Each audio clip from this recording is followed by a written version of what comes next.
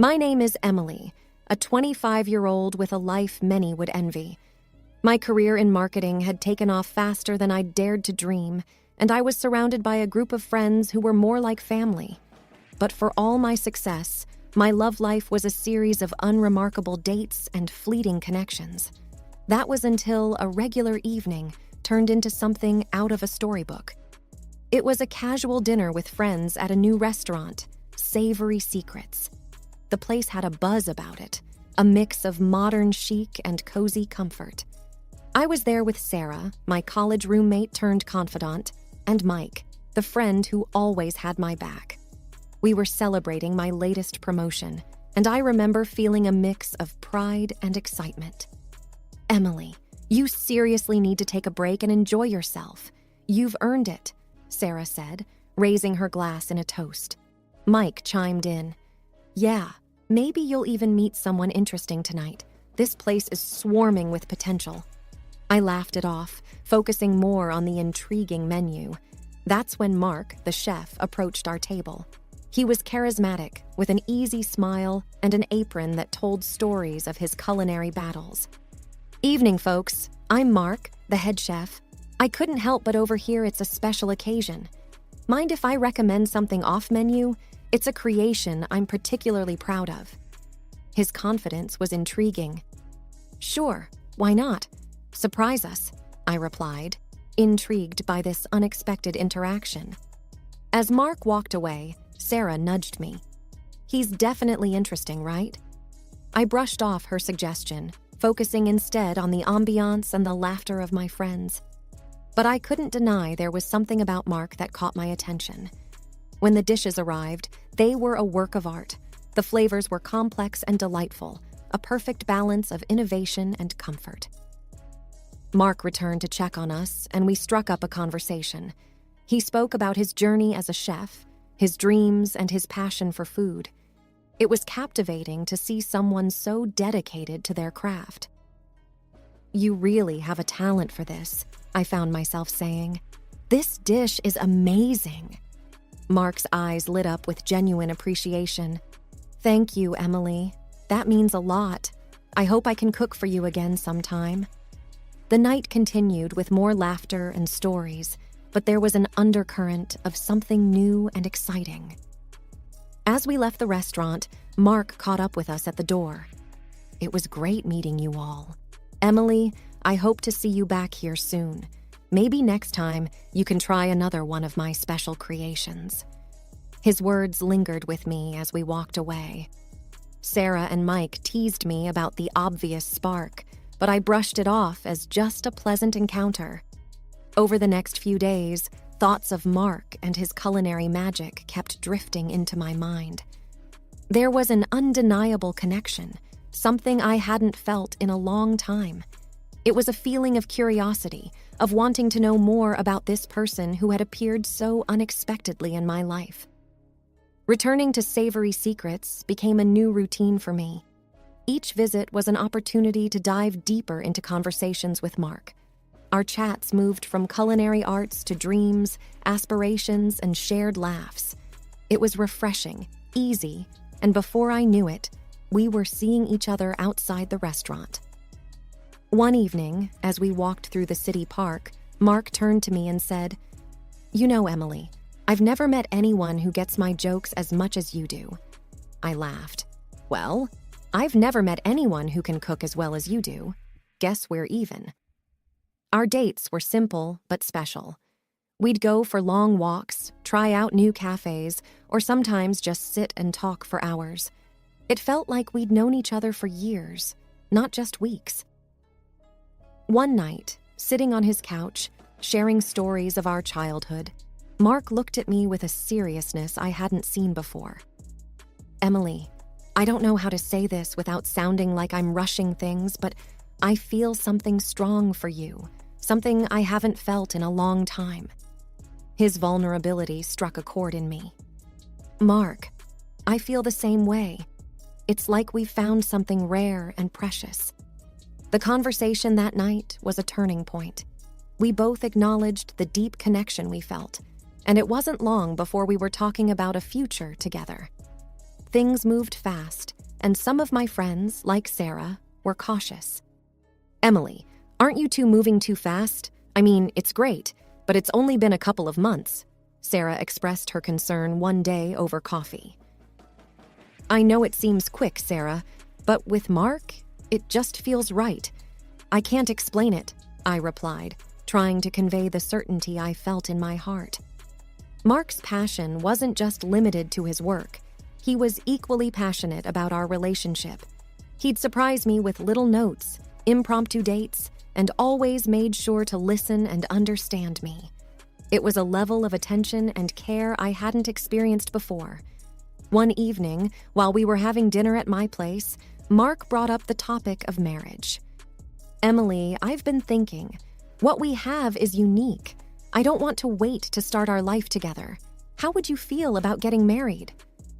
I remember feeling a rush of emotions, excitement, joy, a little bit of fear, but above all, a deep sense of connection. "Mark, I would love that. There's nothing I want more than to be with you." Our engagement was a whirlwind. We planned a small, intimate wedding, just close friends and family. The day was perfect, filled with love, laughter, and the promise of a future together. Looking back, those months were a blur of happiness. I had found someone who understood me, who shared my passions, and who made every day brighter. It was a romance out of a fairy tale, and I was fully immersed in the magic of it all. Our first year of marriage, a blend of joy and adjustments, was unfolding in ways I hadn't anticipated. The home I had always known took on new life with Mark's presence. Our routines intermingled, my early morning jogs followed by his meticulously crafted breakfasts, the quick kisses before rushing to our respective jobs, and the quiet evenings when we both managed to be home together. But beneath the surface of our domestic bliss, a current of tension was slowly rising. Mark's commitment to his work was admirable, yet it began to take a toll on our time together. His hours at the restaurant extended late into the night, leaving me in a quiet house, thoughts wandering to the growing distance between us. One night, as we sat down for a rare dinner together, I decided to voice my concerns. "Mark, I love that you're so passionate about your work, but these long hours? I miss you. Is there any way you can cut back a bit?" He looked at me, his face etched with a mix of concern and an unspoken pressure. "Emily, you know I'm doing this for us. I need to match your success, to contribute equally. I don't want you to feel like you're carrying the burden alone." "It's not about the money, Mark. I just wish we had more time together," I replied, the words tinged with a longing for our earlier days. The conversation ended on a note of mutual understanding, but the issue remained unresolved, hanging in the air like an unsaid promise. It was amidst this delicate balance of work and home life that Mark approached me with a request, his voice laced with hesitancy. "Emily, there's something I need to talk to you about. It's my mom. She's having a tough time financially, and I was thinking maybe we could help her out, like $1,000 a month." I paused, taking in the weight of his request. His mother, a sweet woman who had welcomed me with open arms, was now in need. "Of course we can help, Mark," I said, my decision firm. "She's family, and it's important to support each other." Mark's relief was evident. "Thank you, Emily. This means a lot to me, and I know it will to her as well." So, we started a new routine. Each month, I would give Mark the money, and he would send it to his mother. I didn't control this process because I trusted him completely. It was a decision made from compassion, a gesture to support someone we both cared about. Yet, even as we settled into this new arrangement, the earlier issue of Mark's work hours remained a gentle undercurrent in our daily life.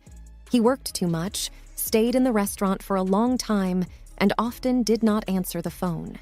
The routine of our married life continued, with me diligently transferring money each month for Mark's mother, and Mark immersing himself ever deeper into his work at the restaurant. Despite the semblance of normalcy, An undercurrent of loneliness persisted in the wake of his prolonged absences. I kept myself busy, focusing on my career, but the solitude in our home was palpable. It was during one of these routine evenings that a call from Lily, a friend living on the other side of town, stirred a whirlpool of doubts in my mind. "Emily, I've seen Mark around here quite often. He's always going to the same house with large packages in hand. It's been happening for a while now." Her words sent a chill down my spine. "Are you sure it's Mark?" "Yes, I'm certain.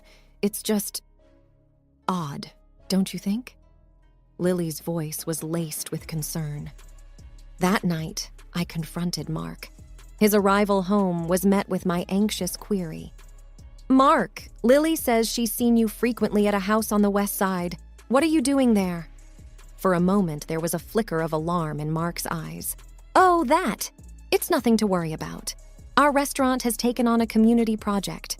We're helping out some elderly and needy people in that area with food and necessities." His explanation seemed plausible, yet something in the back of my mind nagged at me. "But why didn't you tell me about this project?" "It didn't seem important. It's just part of the job," he replied casually, but I could sense a hint of discomfort. Wanting to believe him, yet unable to shake off my doubts, I pressed further. "Can you show me something about this project? It just seems a bit unusual." Mark paused for a moment, then took out his phone. He scrolled through his photos and showed me a picture of himself standing next to an elderly man, both smiling at the camera. "See, this is Mr. Thompson, one of the people we're helping." The photo did bring some reassurance, but the seeds of doubt had already been sown. The smile on Mark's face in the picture seemed genuine, and the elderly man looked like someone who could use the help. Yet, why did I feel like something was still amiss? That night, as I lay in bed, Mark's regular breathing beside me, I couldn't help but feel a mix of relief and lingering suspicion. The photograph had partly allayed my fears, but Lily's words echoed in my mind, and a small part of me still questioned the truth of Mark's explanation. The days following the conversation about the charity work and the photograph Mark showed me slipped by in a haze of half-hearted reassurance. I wanted to believe Mark, to trust in the life we had built together, but the seeds of doubt, once planted, refused to wither away. My uneasy peace was shattered one afternoon by an unexpected delivery. A courier van stopped in front of our house, and a young man rang the doorbell, a large box in his arms. "Package for you," he said, handing me a clipboard. Confused, I looked at the box and then at the delivery note. "There must be some mistake. We didn't order this." He checked the address and the name on the note. "It's all here, correct address, signed off by a Mark. It's baby supplies, diapers, baby food." I felt a chill run down my spine. "Baby supplies?" "Yeah. You sure they're not yours?" he asked, a puzzled look crossing his face. "No, they're not," I replied, my voice barely a whisper. The courier scratched his head. "Well, maybe your husband ordered them for someone else. He orders similar stuff to another address quite often." His words struck me like a lightning bolt. Another address? The same one Lily had mentioned seeing Mark go to with packages? I handed the box back to the courier. "There's been a mix-up. These aren't for us." The courier seemed to sense my distress. "Maybe your husband just got the addresses mixed up." Happens sometimes. As he drove away, I stood there, rooted to the spot, my mind racing. The coincidence was too glaring, the implications too stark to ignore. I needed answers, and I needed them now. Determined, I went inside, grabbed my keys, and headed straight to my car. The address, the same one Lily had seen Mark visiting, was now my destination.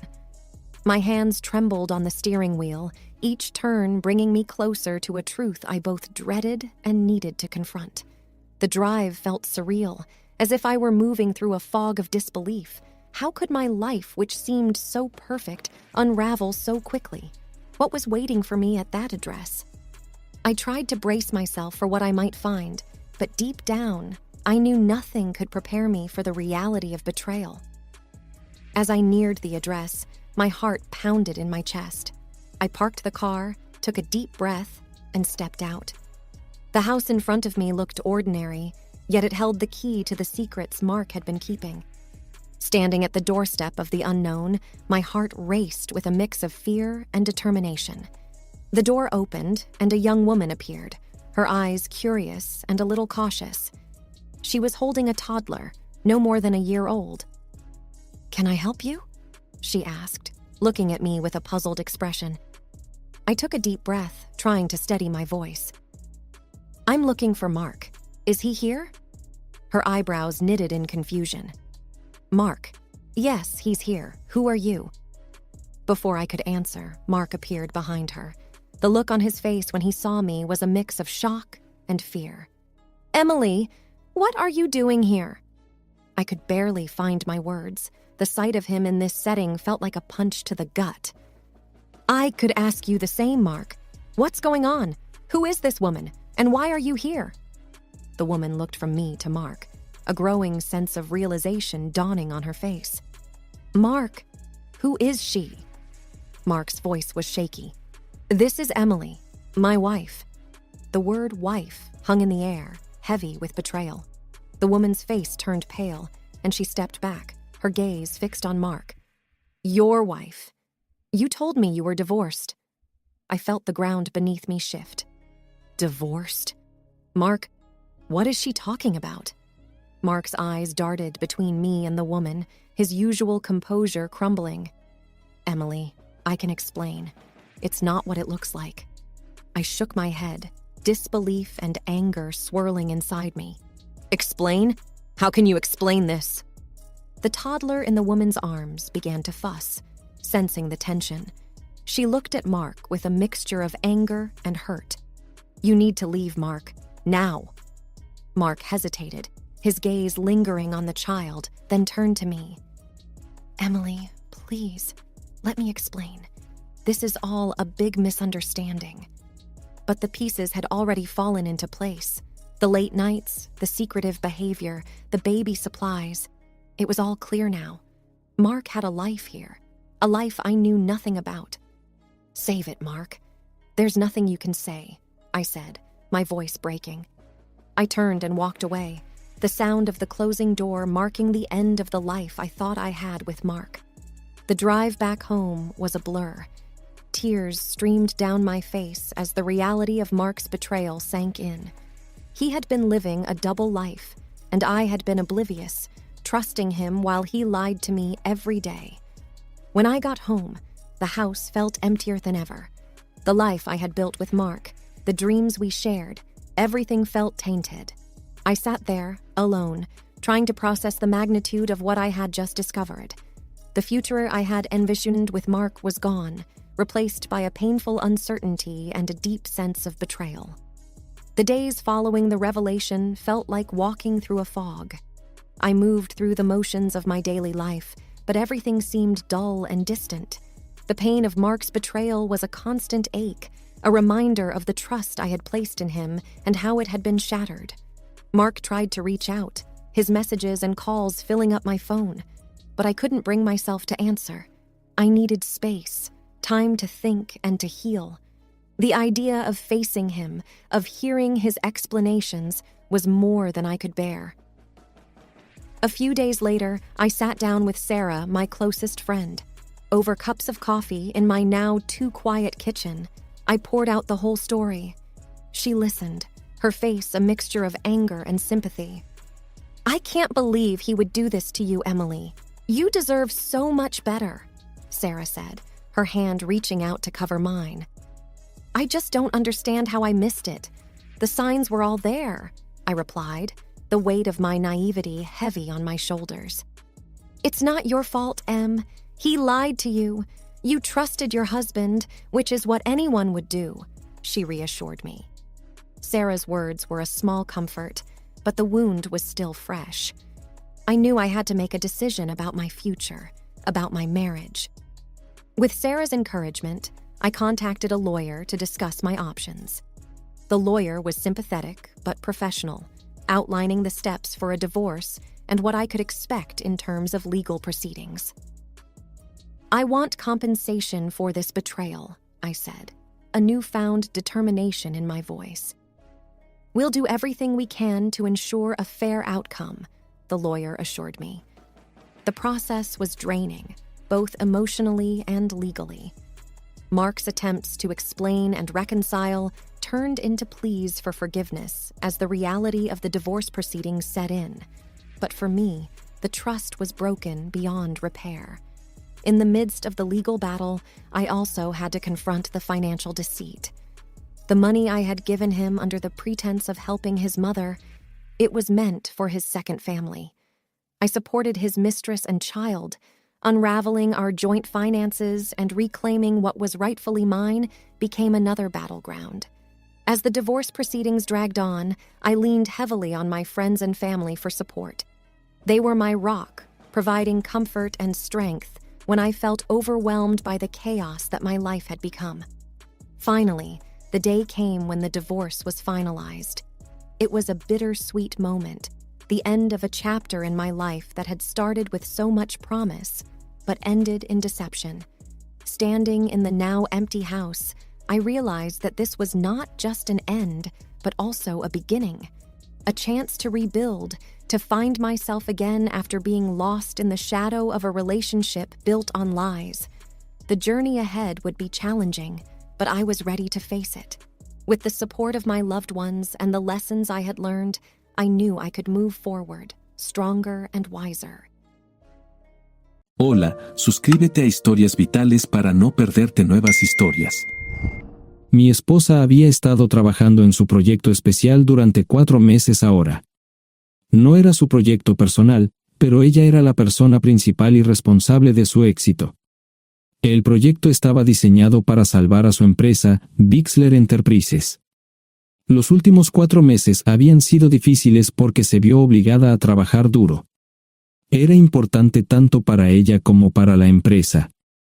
Había una buena posibilidad de que Bixler Enterprises quebrara si el proyecto no se completaba. Sara tenía una licenciatura de Albrecht y un MBA de Wharton. Era la más inteligente de la familia. Yo empecé a trabajar como mecánico de autos justo después de la secundaria y después de 21 años seguía siendo mecánico de autos. No me importaba porque me gustaba el trabajo y pagaba bien. Era suficiente para pagar la universidad de Sara y criar a 2 hijos. No vivíamos lujosamente, pero estábamos bien. Los niños ya se habían mudado, y las cosas iban bastante bien con nuestros ingresos. Sara quedó embarazada 3 meses después de casarnos a la edad de 18 años. Durante los primeros años de nuestro matrimonio, vivimos con mis padres. Ellos tenían una gran casa vacía ya que 4 de mis hermanos se habían mudado. Eso significaba que teníamos una niñera mientras Sara completaba sus primeros años de universidad. Debido a 2 embarazos, la carrera de 4 años le llevó 6 años completarla. Fue difícil, pero lo logró. Siempre tuve trabajo y nunca me faltó trabajo extra si lo necesitaba.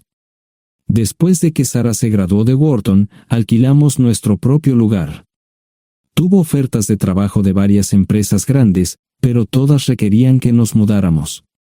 A mí no me importaba, pero Sara quería quedarse cerca de casa. Por eso decidió trabajar en Bixler Enterprises. Pagaba bien, pero lo más importante, le daba responsabilidad y la oportunidad de avanzar. Sara era una empleada trabajadora y dedicada. La presentación es el jueves en el Hotel Thyssen en Filadelfia. Tomé unos días libres en el trabajo para ayudarla según fuera necesario.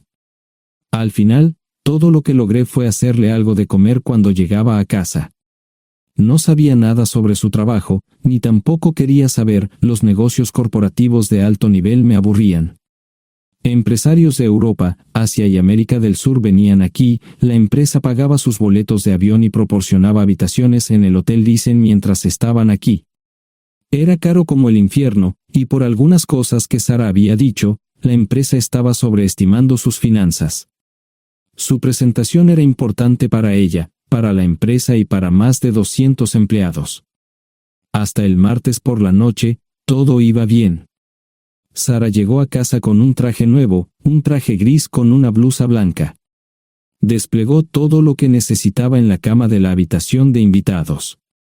Cuando se trataba de la limpieza de la casa, ella era normal, pero cuando se trataba del trabajo, era meticulosa.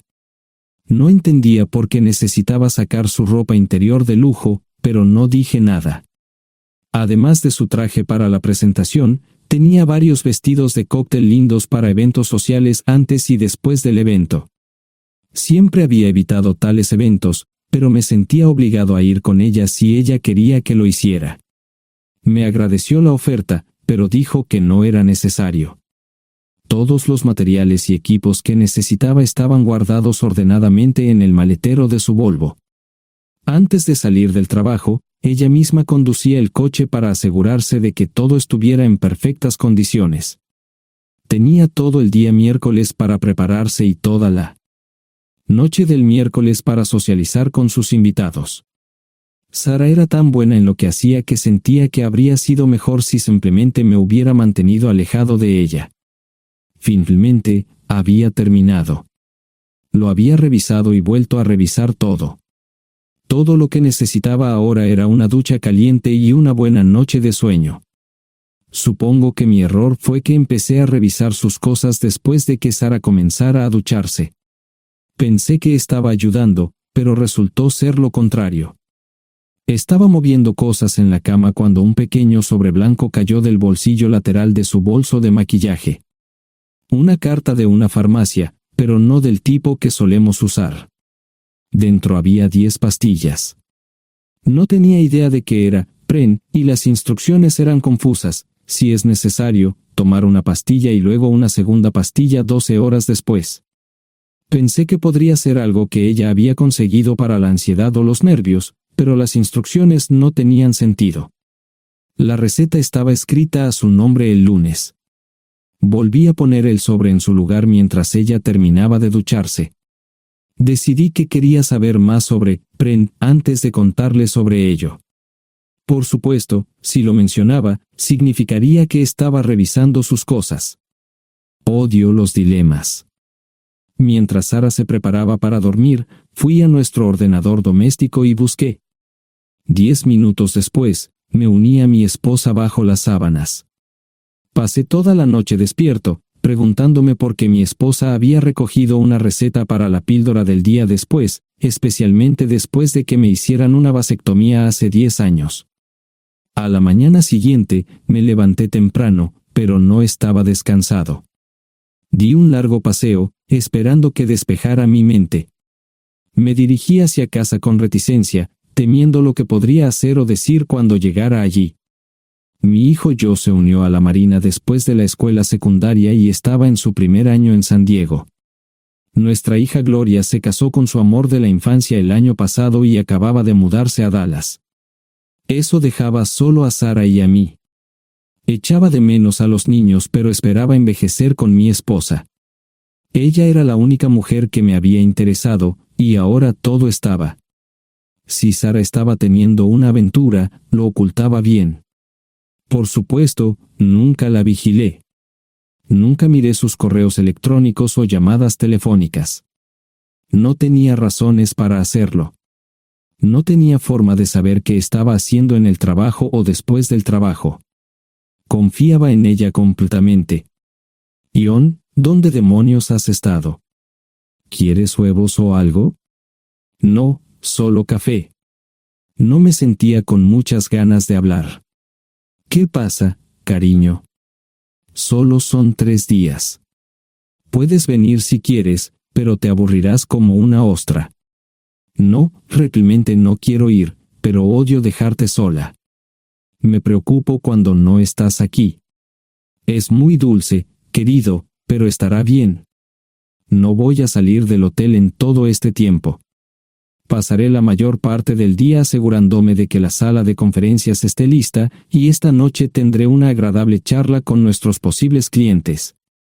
Mañana, probablemente ni siquiera tendré la oportunidad de ir al baño. Llegaré a casa lo más temprano posible el viernes, te prometo un gran fin de semana si sabes a lo que me refiero. Todo eso suena bien, pero no puedes culparme por preocuparme. Soy un mecánico de autos, y tengo una esposa hermosa y exitosa. A veces tengo la sensación de que estás menos interesada en mejorar nuestra situación familiar que en avanzar en tu carrera. Detente, maldita sea, Ion. Siempre he respetado lo que haces para ganarte la vida y nunca he insinuado lo contrario.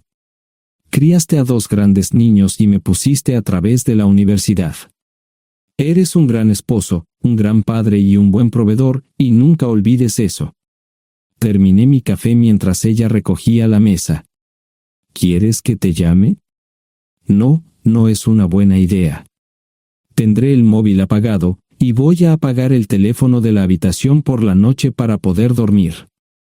Te llamaré siempre que pueda. La ayudé a cargar el coche, era tan meticulosa con eso como con todo lo demás. Trabajando, le llevaría 3 horas llegar al Hotel Lysen. Me quedé en el porche y la vi marcharse. No me molesté en preguntarle por las pastillas. Pasé el resto de la mañana en el porche. No recuerdo haberme preocupado tanto como ahora. Me sentía pequeño e insignificante. Me sentía fuera de mi liga. Era un tipo de pueblo con un trabajo mediocre y una esposa exitosa. Era una combinación equivocada. Debería haberlo notado antes. Me sentía estúpido. El mejor traje que tenía era una chaqueta azul y un par de pantalones. Al menos tenía algunas corbatas, aunque tenían 10 años de antigüedad. Acababa de terminar de vestirme cuando sonó el teléfono fijo. Oye, cariño, solo quería avisarte de que llegué bien. ¿Tuviste un buen viaje? Supongo que el tráfico no estaba demasiado denso. Estuvo bien.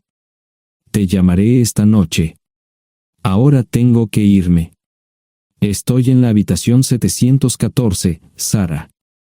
Puedo estar en casa de mis padres o en la de mis hermanos esta noche si quieres llamarme a mi móvil. De acuerdo. Suena el teléfono móvil. Te quiero, tengo que irme. Me tomé mi tiempo para llegar a Filadelfia. No fui directo al Lysen, primero me detuve y compré un filete con queso. Prometí hacer una larga noche. No estaba seguro de qué iba a hacer. Estacioné en el garaje del hotel y simplemente esperé.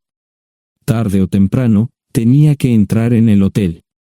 Simplemente no podía decidir cuándo hacerlo. El sonido de mi teléfono celular me ayudó a tomar mi decisión. Ion, solo quería avisarte de que todo se ha arreglado. Ahora voy a bajar para encontrarme con algunas personas y cenar. No olvidaste nada, ¿verdad? No, todo está bien. Tengo todo en mi habitación para mañana. ¿Necesitas algo? No, Ion, relájate. Voy a apagar mi teléfono. Te llamaré mañana por la mañana. ¿De acuerdo? Ríe, diviértete. No es divertido, Ion, es trabajo. No parecía estar demasiado fuera de lugar. El vestíbulo, el restaurante y las salas de conferencias estaban llenos de gente, así que pude pasar desapercibido. Había un folleto pequeño y bonito que mostraba el diseño de todas las habitaciones del hotel. Me paseé por las diferentes habitaciones y me detuve en las paredes, mirando alrededor entre la multitud. No tenía ni idea de qué haría si Sara me veía. Lo averiguaría si y cuando eso sucediera. Encontré un tablero de eventos que enumeraba todas las habitaciones que estaban siendo utilizadas por los diversos grupos. Bixler Enterprises no tenía habitaciones disponibles para el miércoles por la noche. Esto me pareció interesante. Sara había dicho que no iba a salir del hotel, pero ahora no estaba tan seguro de eso. Había 3 comedores, familiar, informal y de alta cocina. A Sara no le gustaba mucho cenar con niños, así que fui primero al comedor informal.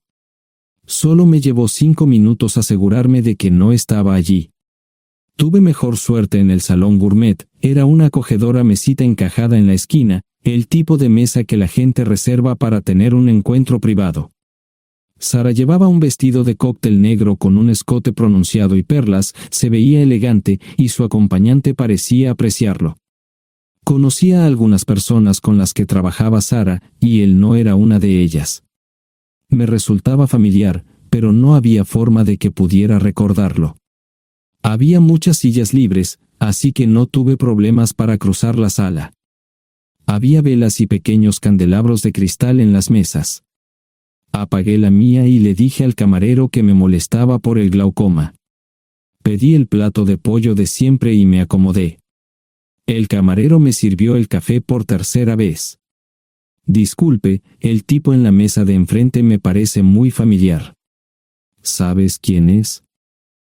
Sí, ese es Malcolm Eugene Foote. Es miembro del Consejo Municipal, se espera que se postule para el Congreso en los próximos años. ¿Es esa su esposa con él? Es muy bonita. No, esta es la primera vez que la veo. Siempre usa esa mesa para señoras especiales, si me entiende. Simplemente le sonreí y pedí la cuenta. Nunca había visto a Sara tan sensual con un hombre antes. Parecía captar cada palabra que decía, como si fuera Dios o algo así. No estaban haciendo nada inapropiado, pero tampoco era platónico ni profesional. Cuando me fui, estaban terminando su segunda botella de vino. Ahora entendía por qué se había llevado su lencería elegante. Me acomodé en una esquina del vestíbulo para que no me vieran. 10 minutos después, salieron del restaurante. Ella le tomaba la mano mientras caminaban por el vestíbulo hacia el ascensor. Observé cuidadosamente los indicadores de piso. Que el ascensor se detuviera en el tercer piso era una buena señal, significaba que no lo había llevado a su habitación. Era una mala señal cuando el ascensor no llegaba al séptimo piso, significaba que ella fue a su habitación. Por si acaso me equivocaba en algo, me senté en el vestíbulo y observé el ascensor durante 1 hora. La gente entraba y salía, pero Sara no estaba entre ellos. Saqué mi maleta vacía del coche y me dirigí al mostrador de recepción. Aunque podía demostrar que era su esposo, me costó trabajo conseguir una tarjeta llave. Se dieron después de llamar a la habitación, pero nadie respondió. Finalmente, estaba en camino a la habitación 714 con la tarjeta llave. Ni siquiera encendí las luces al principio, simplemente me senté en la oscuridad de la habitación durante más de 1 hora. No fue difícil asegurarme de que no regresara a la habitación. Primero, empacé todas sus ropas y pertenencias personales. No dejé nada atrás. Revisé el paquete de Preven, todavía quedaban 10 pastillas en el tocador. De manera muy ordenada, estaban todos los artículos que necesitaría para su presentación al día siguiente. Comencé a llenar la maleta. Había 24 carpetas promocionales especialmente encuadernadas y otras 20 carpetas regulares, todas ellas fueron a la maleta. Un proyector digital fue lo siguiente, seguido de una computadora portátil.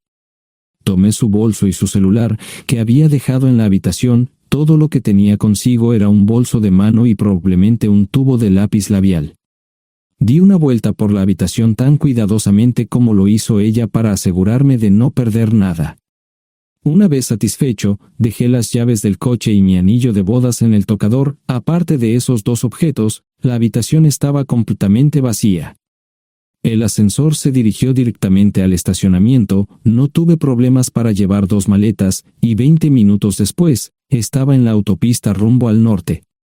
Pasaban las 3 de la madrugada, no tenía idea de que había pasado tanto tiempo.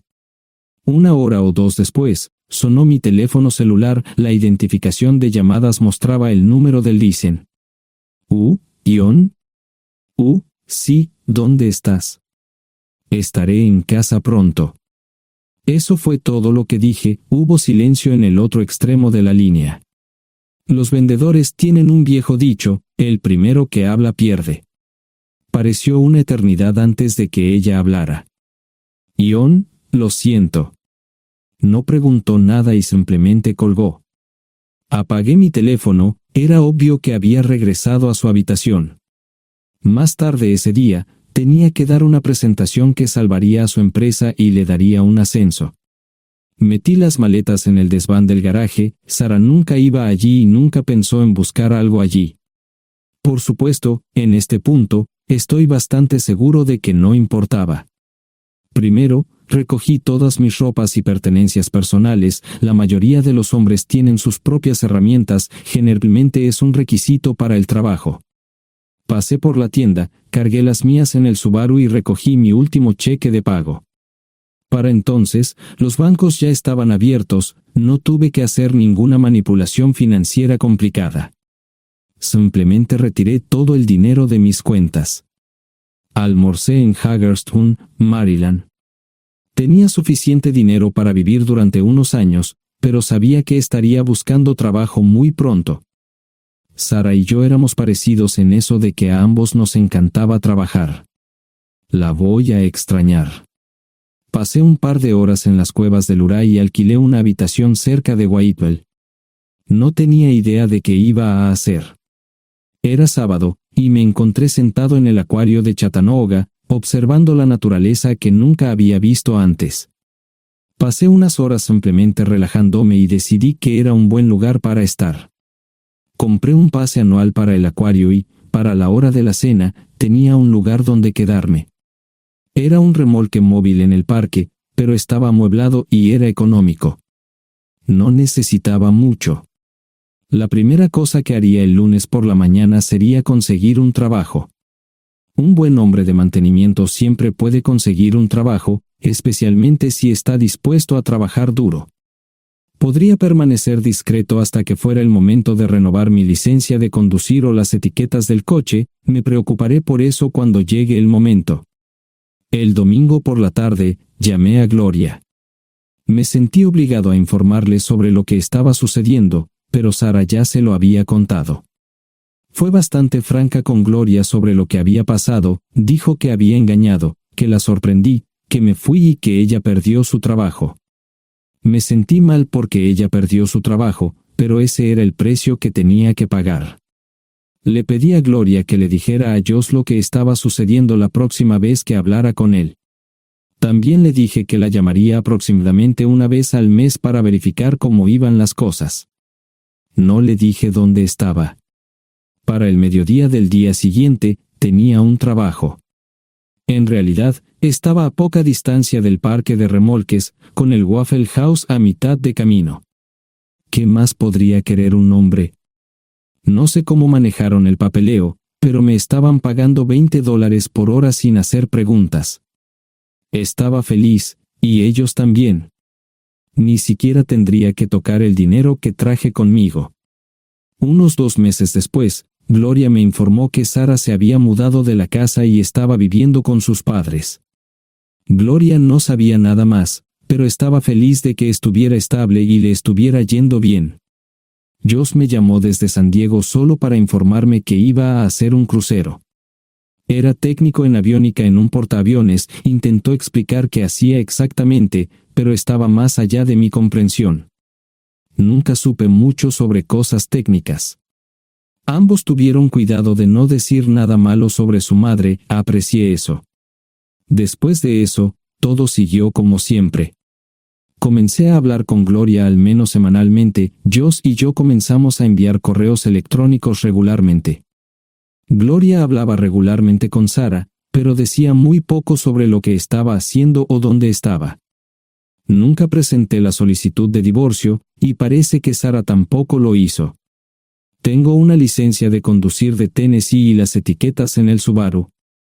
Comencé a frecuentar un bar local un par de veces al mes y tuve encuentros casuales. 2 mujeres se alternaban como mis compañeras nocturnas regulares. No buscaban compromisos, y yo tampoco. Parecía funcionar bien para todos nosotros. La vida era buena. Eso fue hace mucho tiempo, y gradualmente olvidé a Sara. Con el tiempo, el Subaru comenzó a darme problemas. Había olvidado cuánto tiempo había pasado. Tenía más de 200,000 millas. Estaba reflexionando sobre esto con una jarra de cerveza un día cuando me di cuenta de que habían pasado casi 5 años desde que me fui de casa. Mantuve un contacto cercano con ambos hijos. Gloria ya tenía 2 hijos propios en este momento y quería que los visitara. Josh casi se casó con una mujer tailandesa, pero en el último momento, se negó. Por lo general, trabajaba 6 días a la semana y usaba el domingo para recuperarme del sábado por la noche. No había ninguna buena razón para que alguien llamara a la puerta de mi remolque a las 6 de la mañana de un viernes.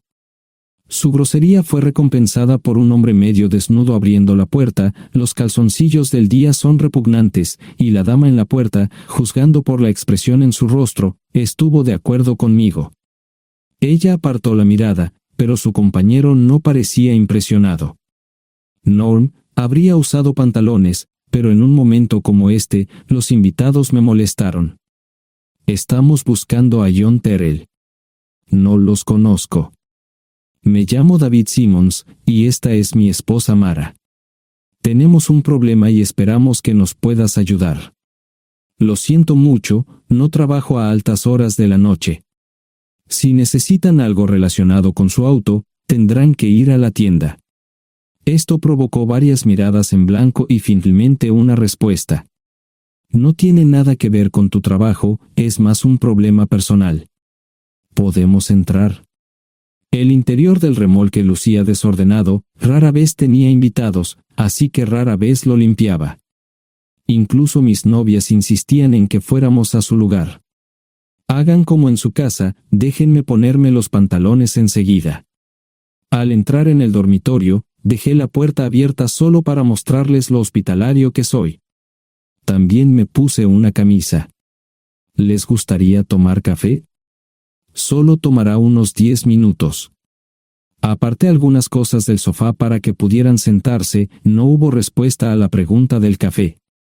Tenemos una hija adoptiva de 4 años y otra de 2 que necesita un trasplante de médula ósea, y esperamos que nos puedas ayudar.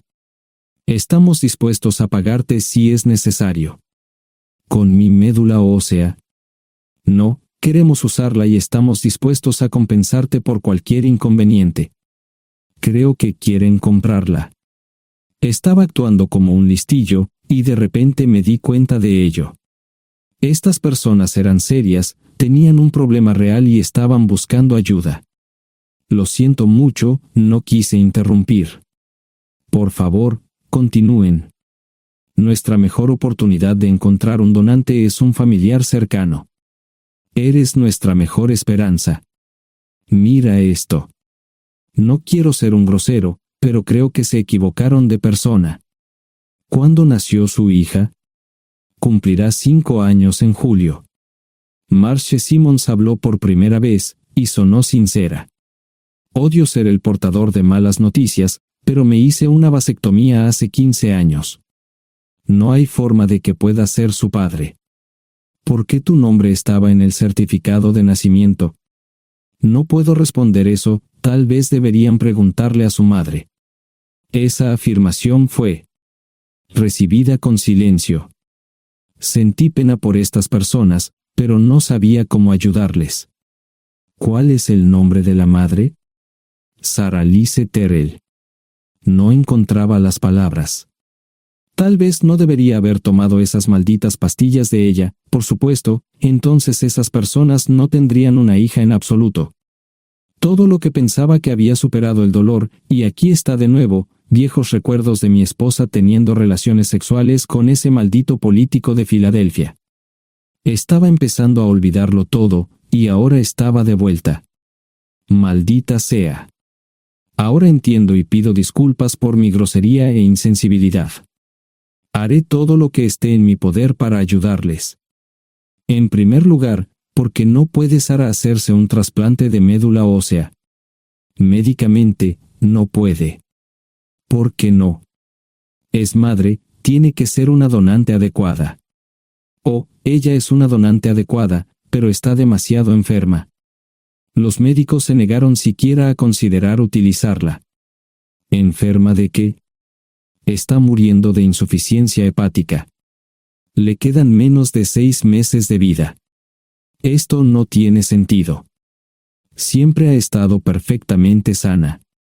Además, no creo que un hígado enfermo le impida donar médula ósea. El hospital no aceptará su firma en el formulario de consentimiento. ¿Estás diciendo que hay algo mal en su cabeza? Ambos me miraron en silencio, sabían la respuesta, pero no querían decirlo. En ese momento, no quería que se sintieran aún más incómodos. Hace 10 minutos, no me importaban, pero ahora sentía que tenía que protegerlos y ayudarlos.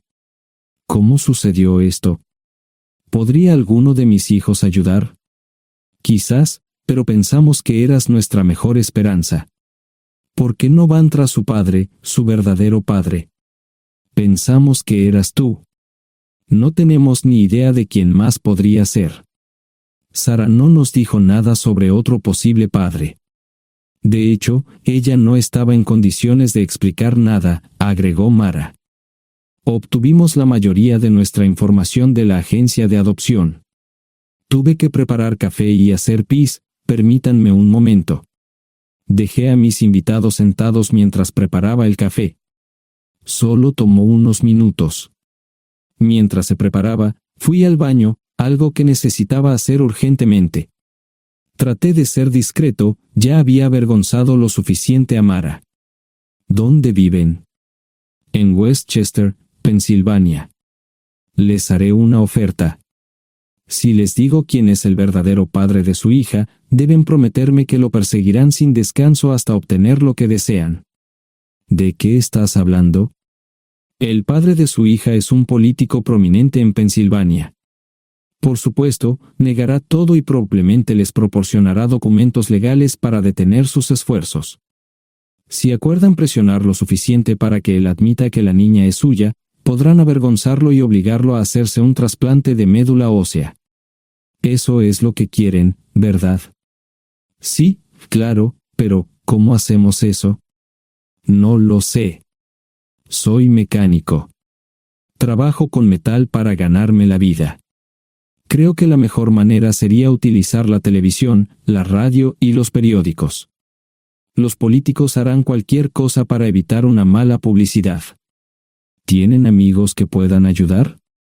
Bueno, ahora ambos estaban sonriendo. Debo haber dicho algo que les dio esperanza. Creo que podemos hacer esto. ¿Quién demonios es él? Malcolm Eugene Foote. Se postula para el Senado de los Estados Unidos. Apuesto a que hará cualquier cosa para evitar una mala publicidad. El café estaba listo, pero David y Marshen no podían esperar para llegar a casa. Antes de irse, les dije cómo ponerse en contacto con Gloria y Josh en caso de que los necesitaran. Estaba seguro de que ayudarían. También les pedí que me dijeran dónde estaba Sara. Probablemente estaría en Pensacola antes de que ellos regresaran a Westchester. Me corté el pelo y compré una camisa nueva. Sara era una tramposa que arruinó mi vida, pero aún así quería lucir bien cuando la viera. Era otro remolque, pero esta vez era un bonito doble nuevo. Allí estaba su Volvo con una llanta desinflada y un parabrisas roto. La mujer que abrió la puerta no era Sara, parecía que la habían empapado fuerte y la habían dejado empapada. Tenía al menos 45, tal vez 50, y debió haber tenido una vida difícil. La falta de maquillaje no ayudaba, y simplemente se veía horrible. No tuve la oportunidad de abrir la boca. Caray, si no es John Terrell. Nunca esperé verte aquí. Tuve que usar la vieja línea, me estás poniendo en desventaja. Sherry Hart. Pasa, entra. ¿Quieres una cerveza? No, pero gracias. Estoy aquí para ver a Sara. Sherry cruzó la habitación y se detuvo en el buffet del comedor. Aquí está, John. Mírala todo lo que quieras. Su mano señalaba una urna de latón que estaba en el centro del buffet vacío. Supongo que llegué demasiado tarde. No me moví, solo me quedé mirando el contenedor frente a mí. ¿Puedo tomar una cerveza ahora? Sara se mudó a Pensacola después de dar a su bebé en adopción. Compró el remolque con el dinero que recibió de Bixler Enterprises después de que la despidieron. Tenía una participación en las ganancias, 401k, y vacaciones y días de enfermedad. Eventualmente, consiguió un trabajo en una fábrica local de prendas de vestir donde trabajaba en el departamento de envíos. Allí fue donde conoció a Serry. Serry alquilaba una habitación de Sara. Cada centavo que Sara ganaba iba para el alcohol. Empezó con vino y gradualmente pasó a bebidas más fuertes, las más baratas. Eventualmente, perdió su trabajo debido a su alcoholismo y se vio obligada a usar sus ahorros. Nunca salió con nadie ni salió a ningún lado. Serry se quedó con ella, pagó sus servicios públicos y compró alimentos que Sara no comía. Le llevó más de 3 años quitarse la vida. Increíblemente, ella tenía un testamento y me dejó un doble remolque y un Volvo. Serry explicó que Sara estaba tan angustiada por lo que había hecho que simplemente se rindió. No intentó evitar el embarazo ni siquiera terminarlo. La adopción se había arreglado meses antes de que naciera el bebé. Nunca volvió a trabajar, excepto en los trabajos clandestinos que hacía mal. Serry dijo que Sara no parecía tener ambición ni propósito en la vida.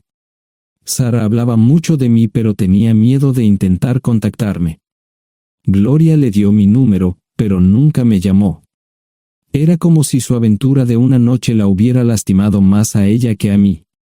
Estuve allí durante 2 semanas y luego vendí el remolque de Serry por $1 y obtuve $3,000 por el Volvo. 2 días después, estaba en Westchester visitando a mis nuevos amigos David y Marche. Malcolm Eugene Foote resistió al principio, pero David y Marche lo presionaron hasta que cedió.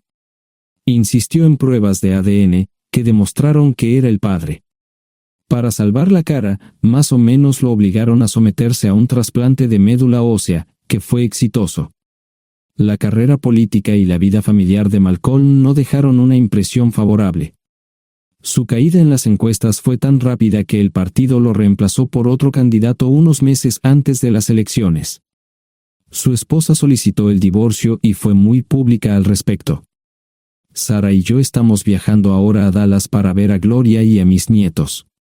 No sé cuánto tiempo mantendré a Sara conmigo, probablemente hasta que tenga a alguien.